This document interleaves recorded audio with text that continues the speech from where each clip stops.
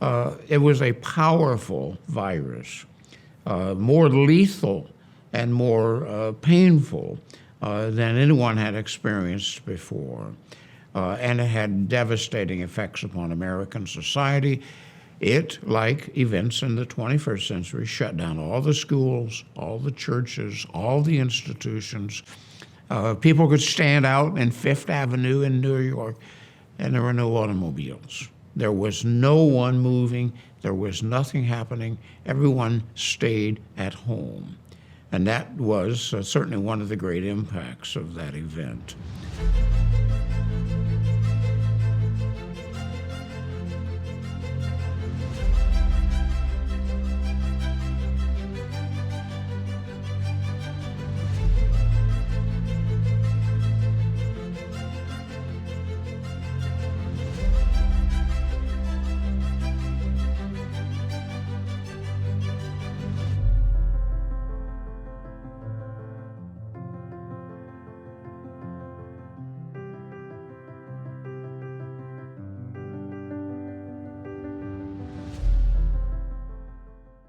And kids, for most of the 20th century, had a jump rope rhyme about the influenza epidemic, in which, when I was a little kid, I went to a country school, and we had mostly young ladies in that school, and there were a few of us, boys, when I started.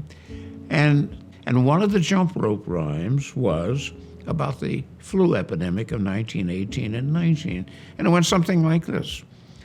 Once I had a little bird. His name was Inza. I opened the window, and influenza. How many people died? 1 million, 2 million, 3 million, 4 million, and you would count up as high as you could go.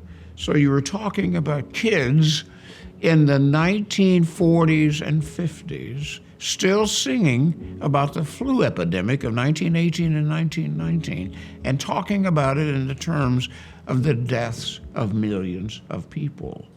And if you have someone in a hospital, my mother told about this. She was born in 1893.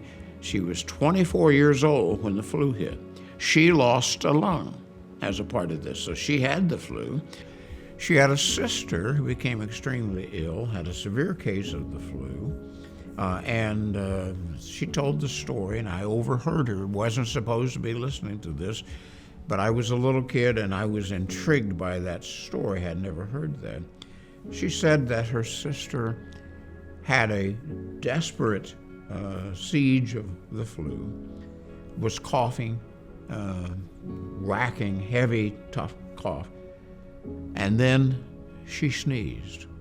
And when she sneezed, my mother told us, those who were listening, that blood came out of her mouth, nose, ears, and eyes. Now, if you think about blood coming out of your eyes, the scene of that is ghastly, and it's scary, and it created fear. It added to the already existing fear. One of the impacts of this, I think, is the fact that the leadership of the cities in the Midwest was more progressive around 1918 and 1919 in the Midwest than any other part of the country. The Midwest was the center of progressivism. Robert La Follette in Wisconsin. You think about the Wisconsin state government. Missouri, of all things, was a very progressive state in 1918, 1919. And as a result of that, the Midwestern cities dealt with the influenza better than the eastern cities, and in some cases, the western cities. So the Midwest realized the value of progressivism. And one of the things that happened, certainly in the 1920s, in the aftermath of the war, on the East Coast, there were so many people died in Philadelphia and New York and Wilmington that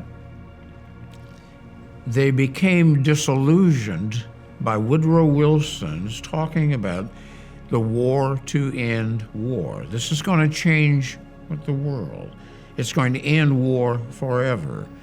And so he set a high tone. He set high standards. But people in the East never bought that. The writers of America are in the East, along the East Coast. Many of the people who write about this event in 1918, 1920 are in the Midwest. They're progressives. And they're writing about the methods of dealing with pandemics. Willa Cather wrote a book about the pandemic of 1918 and 1919. She's a Midwesterner. So there's a difference regionally in the reaction to this event. Many people in the Midwest turn to progressivism, turn to city government. And so city governments changed more rapidly in the Midwest than they did in the East. So it had an impact upon leadership, which made a difference in how you dealt with the pandemic of 1918 and 1919. The Midwest survived. Lots of deaths, but more progressive leadership existed here than in the East, which seems strange now to think about that.